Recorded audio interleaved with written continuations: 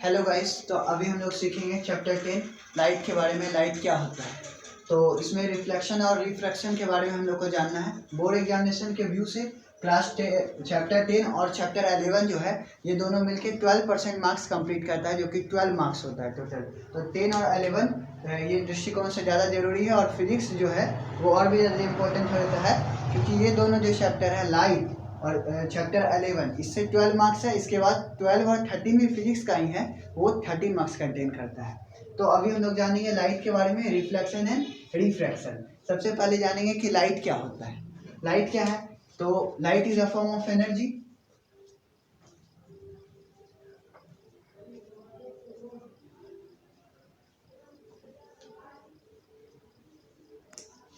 अब कैसा energy, which help us to सी।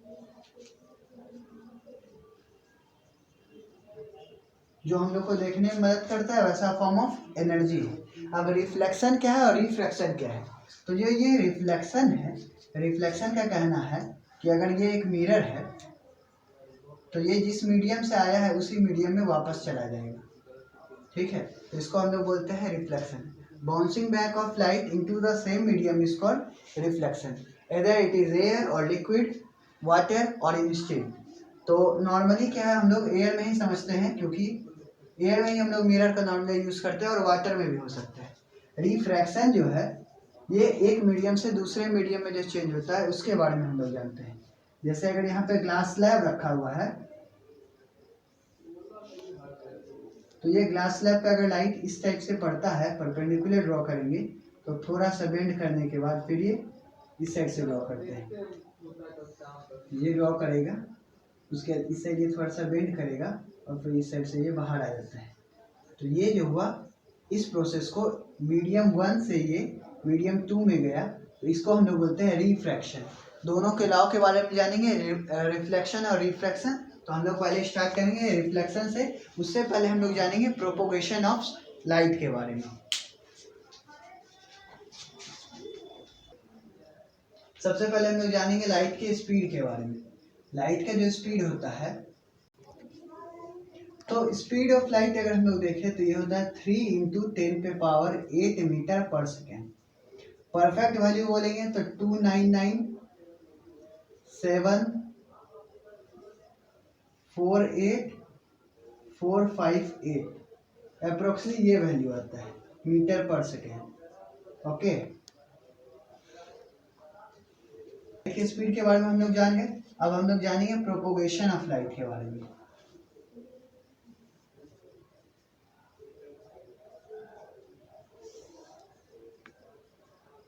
अभी 10 क्लास के लिए हम लोग को यही पढ़ना है। प्रोपोगेशन ऑफ जो लाइट है ये आपका रेक्टिलिनियर प्रोपोगेशन है, रेक्टिलिनियर प्रोपोगेशन।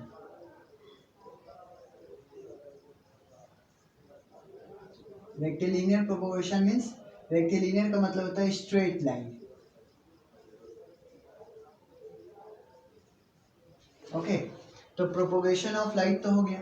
अब है क्या कि हम लोग का mainly 3, solid, liquid and gaseous state. तो कहाँ पे लाइट का स्पीड कमेगा, कहाँ पे ज़्यादा होगा, तो सबसे ज़्यादा वैक्यूम में होता है, जहाँ पे नो एयर होता है वहाँ पे सबसे ज़्यादा लाइट का स्पीड होगा, सबसे ज़्यादा मैक्सिमम होगा। अब क्या है, एयर तो बहुत कम पार्टिकल्स के साथ रहता है, तो लाइट बहुत कम डिस्टर्ब होता है, तो ये लगभग सेम होता है। कितना होगा, तो 3 × 10⁸ मीटर पर सेकेंड, जो कि हम लोग पढ़ते आते हैं। इसके बाद वाटर में थोड़ा सा कम जाता है, ये लगभग 2 × 10⁸ मीटर पर सेकेंड पे होता है। और सॉलिड में लाइट पार करेगा कि नहीं करेगा, तो ये आपको देखना पड़ेगा, उसके मटेरियल के ऊपर डिपेंड करता है। सॉलिड का अब हम लोग थोड़ा सा डिटेल में जानेंगे।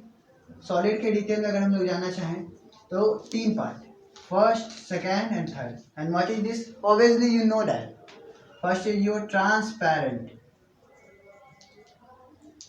Then translucent and lastly opaque. Transparent में सबसे बेस्ट एग्जांपल हो जाएगा ग्लास, ट्रांसलूसेंट में प्लास्टिक वाला कुछ ऑब्जेक्ट वगैरह जो भी है, और ओपेक तो आपका वुड सबसे बेस्ट एग्जांपल है, और भी हो सकते हैं स्टील वगैरह जो भी है। ओके, तो ट्रांसपेरेंट सॉलिड में जो लाइट का स्पीड है या जो भी चीज़ है, तो ये डिपेंड करेगा नेचर ऑफ मीडियम पे। अगर वो ट्रांसपेरेंट होगा तो अच्छा खासा इंटेंसिटी का लाइट मिल जाएगा, मतलब अच्छा लाइट मिल जाएगा। ट्रांसलूसेंट रहेगा तो कुछ कम होगा, और ओपेक रहेगा तो नहीं पार करेगा। तो ये हुआ प्रोपोगेशन ऑफ लाइट के बारे में। अब हम लोग इसके बाद जानेंगे रिफ्लेक्शन ऑफ लाइट और उसके कुछ लॉज के बारे में। तो इसको अब हम लोग इरेज कर देते हैं। सबसे पहले हम लोग जानेंगे रे ऑफ लाइट के बारे में। रे ऑफ लाइट और बीम ऑफ लाइट, या फिर हम लोग कह सकते हैं नैरो बीम ऑफ लाइट। देखिए, ओरिजिनलिटी में जब बहुत ज़्यादा number of ray of light रहे तो इसको हम लोग बोलते हैं नैरो बीम ऑफ लाइट। और रे ऑफ लाइट हो गया ये, जैसे एक रह गया इसको बोलेंगे वन रे ऑफ लाइट। लेकिन ऐसा कभी पॉसिबल नहीं है कि रे का हम लोग एक ही लाइट निकाल पाए, तो इसीलिए हम लोग जो छोटा सा भी अगर होल करेंगे तो इससे बहुत ज़्यादा लाइट निकल जाता है, तब भी हम लोग उसको स्टडी पर्पस के लिए रे ऑफ लाइट ही मानते हैं। तो बीम ऑफ लाइट और नैरो बीम ऑफ लाइट ये नहीं यूज होता है, हम लोग हमेशा ray of light he use करते हैं। Number of ray of light रहेगा फिर भी हम लोग उसको वन रे मान के पढ़ते हैं। तो इसके बाद हम लोग जानेंगे रिफ्लेक्शन के बारे में और उसके लॉ के बारे में। अब हम लोग जानेंगे रिफ्लेक्शन ऑफ लाइट के बारे में। Reflection of light, reflection of light और उसके लॉज के बारे में, मतलब लॉज ऑफ रिफ्लेक्शन।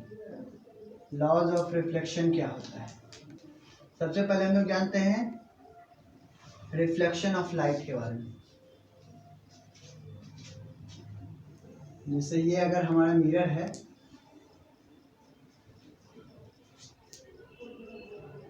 और यहाँ से कोई लाइट अगर आ रहा है, अगर रे स्ट्रेट रहता है, नॉर्मल यहाँ से ड्रॉ करते हैं, तो ये होता है एंगल आई, ये होता है एंगल आर, और रूल के अनुसार एंगल आई एंगल आर के बराबर होता है। तो लॉज ऑफ रिफ्लेक्शन का फर्स्ट लॉ क्या होगा? Angle I is equal to angle R, और दूसरा लॉ क्या होगा?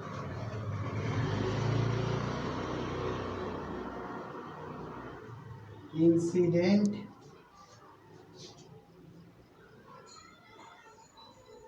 रिफ्लेक्टेड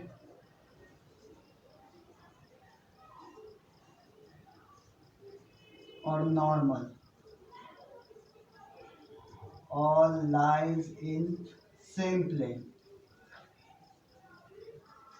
कहने का मतलब है ये जो है, ये अगर इसको हम प्लेन मानेंगे तो ये एक्स और वाई के रिस्पेक्ट में ही रहेगा, सेम प्लेन पे रहता है। लॉज ऑफ रिफ्लेक्शन, तो लॉज ऑफ रिफ्लेक्शन में दो पार्ट हुआ, एंगल आई जो है एंगल आर के बराबर रहेगा, और इंसिडेंट रे, रिफ्लेक्टेड रे और नॉर्मल, ये तीनों एक ही प्लेन पे लाई करेगा। इसी को कहते हैं लॉज ऑफ रिफ्लेक्शन। अब हम इसे इरेज कर देंगे। चलिए अब हम लोग सीखेंगे image formed bye reflection. Image formed bye reflection. इसका नॉर्मल से एग्जांपल अगर हम लोग देखें तो पॉन्ड वाटर, ठीक है, नॉर्मल वाटर में होता है।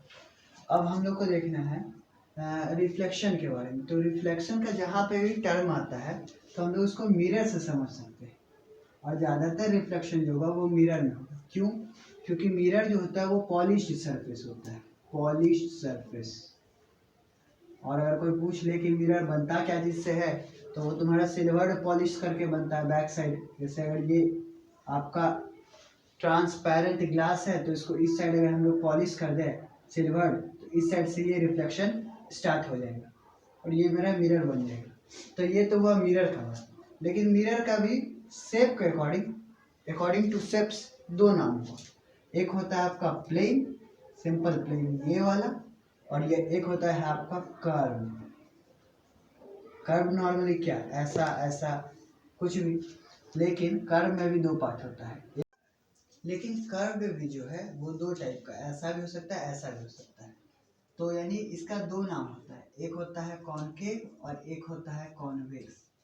तो कॉनकेव कौन सा है, कॉन्वेक्स कौन सा है? ये वाला जो हुआ ये होता है कॉनकेव और ये वाला हुआ convex.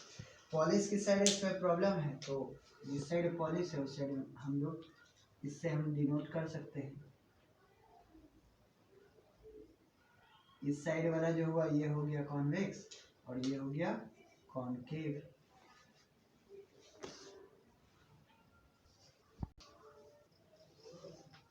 Reflection from plane mirror, plane mirror से जो रिफ्लेक्शन होता है उसके बारे में हम लोग को पढ़ना है। अब हम लोग जानेंगे property of image formed by plane mirror. Properties,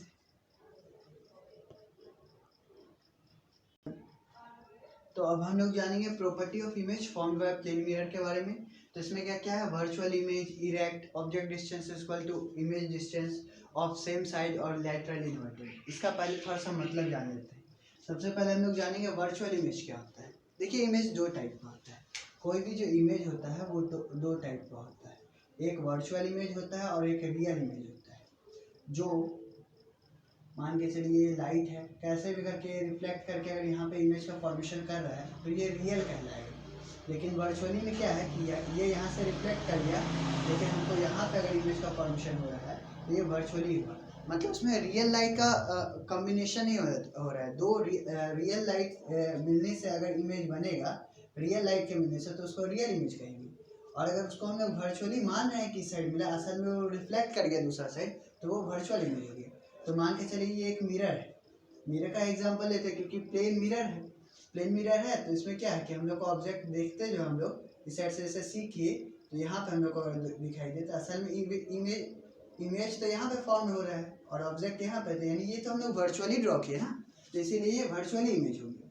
second है आपका इरेक्ट के बारे में। इरेक्ट क्या होता है, इरेक्ट मतलब जिसको हम बोलते हैं सीधा। जैसे कि ये अगर ये है, ये इसका अगर हेड है और ये इसका टेल है, तो ये हेड ही रहेगा और ये टेल ही रहेगा। ऐसा नहीं है कि इसमें उल्टा हो जाएगा, इसमें जिसका 10 रहेगा। लेकिन ऑब्जेक्ट डिस्टेंस इमेज डिस्टेंस के बराबर है, यानी कि अगर ये अगर 5 मीटर है तो ये भी 5 मीटर होगा। ऑब्जेक्ट की जितना दूरी होगी मिरर से उतनी दूरी ही इमेज की भी होगी मिरर से। अगर ये 10 मीटर है तो ये भी 10 मीटर होगा। दूसरा है ऑफ सेम साइज, अगर ये 5 फीट का हो जाएगा तो ये भी अब मेरा 5 फीट का, तो 5 फीट का ये क्लियर हो गया, सेम साइज का होता है। अब हम लोग जानेंगे लैटरली इन्वर्टेड के बारे में। लैटरली इन्वर्टेड का मतलब होता है जैसे इस साइड में कोई ऑब्जेक्ट है और उसका ये अगर वो लेफ्ट है और ये अगर राइट है, तो वो जो इमेज में देखेगा उसका ये हो जाएगा लेफ्ट और ये हो जाएगा राइट।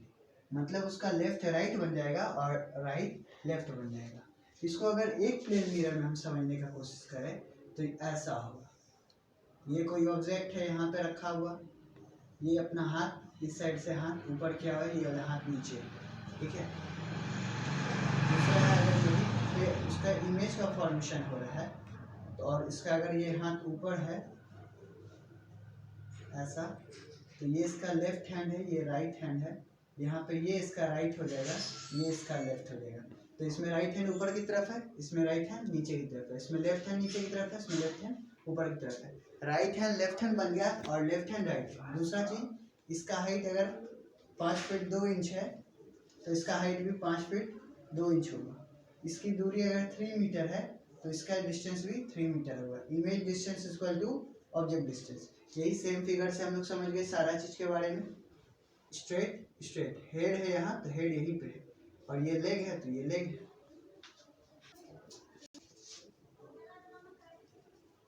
तो अब हम लोग जानेंगे रिफ्लेक्शन फ्रॉम कर्व सरफेस के बारे में।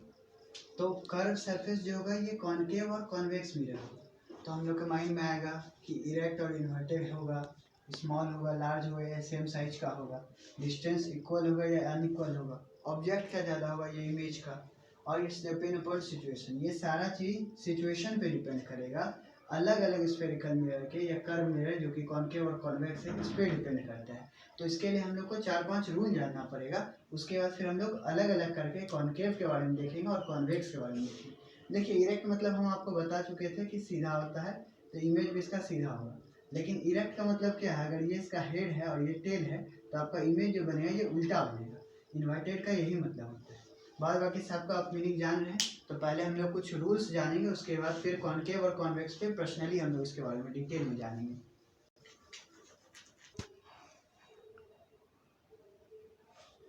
तो अब हम लोग जानेंगे रिफ्लेक्शन फ्रॉम कर्व सरफेस के बारे में। कर्व सरफेस में जैसे कि हम लोग पहले जान चुके हैं, एक होता है आपका कॉनकेव, एक होता है कॉन्वेक्स।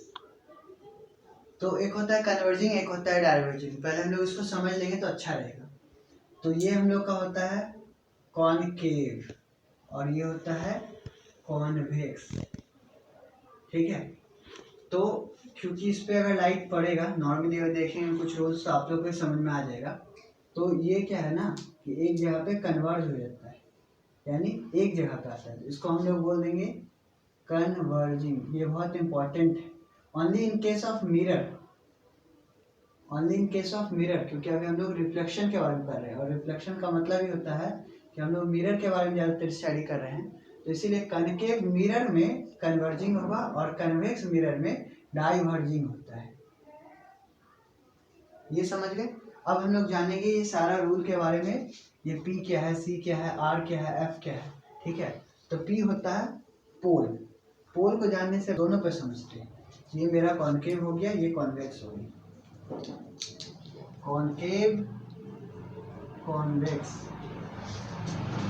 ये जो है किसी एक स्फीयर का पार्ट होगा, ये भी किसी एक स्फीयर का पार्ट होगा, क्योंकि तब ना नाम आया कर्व सरफेस, या फिर इसको बोलते हैं स्फेरिकल मिरर, इसको बोलते हैं। इसका एक दूसरा नाम भी है spherical mirror.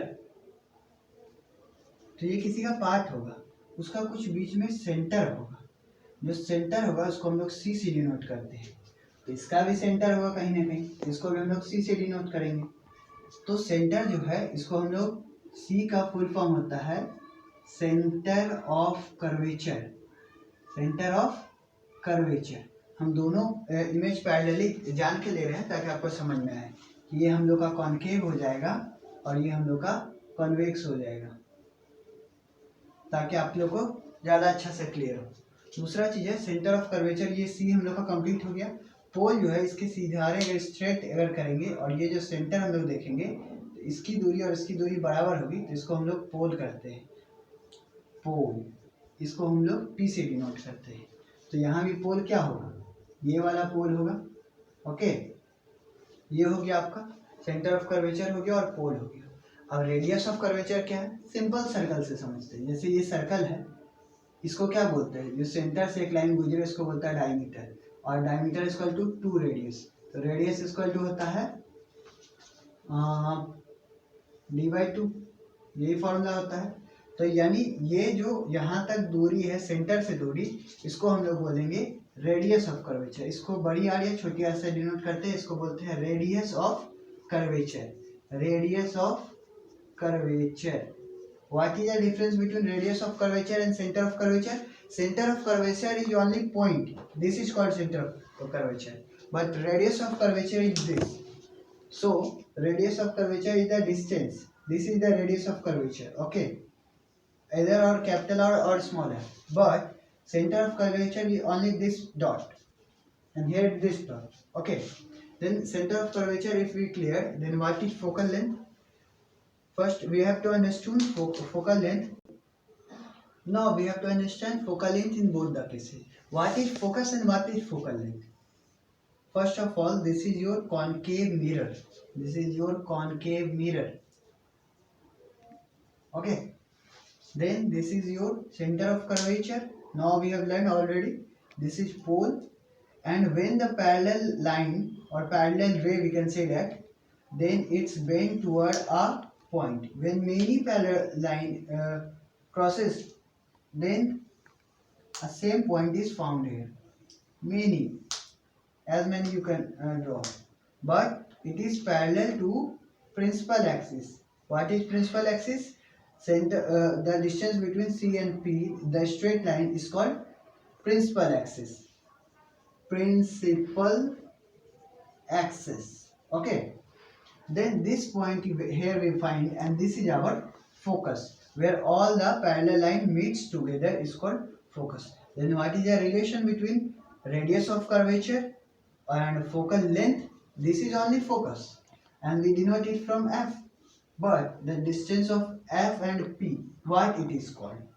Here we can say that there is circle, we cut it, this is our concave mirror, okay, this is our center of curvature, this is pole, this is focus. The distance between center of curvature and pole is called radius of curvature. Then what is this distance is called? F and P.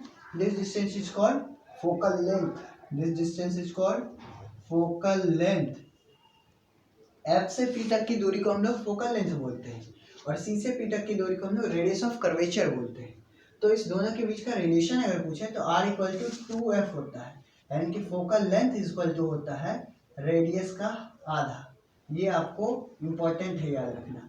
अगर centre of curvature दिया हुआ है और पोल दिया हुआ है तो उसके बीच का डिस्टेंस हम लोग नाप के रेडियस ऑफ कर्वेचर फाइंड करेंगे और फिर उससे फोकल लेंथ उसका आधा कर देंगे तो फोकल लेंथ निकल गया और फोकल लेंथ का दूना करेंगे तो सेंटर ऑफ कर्वेचर निकल गया.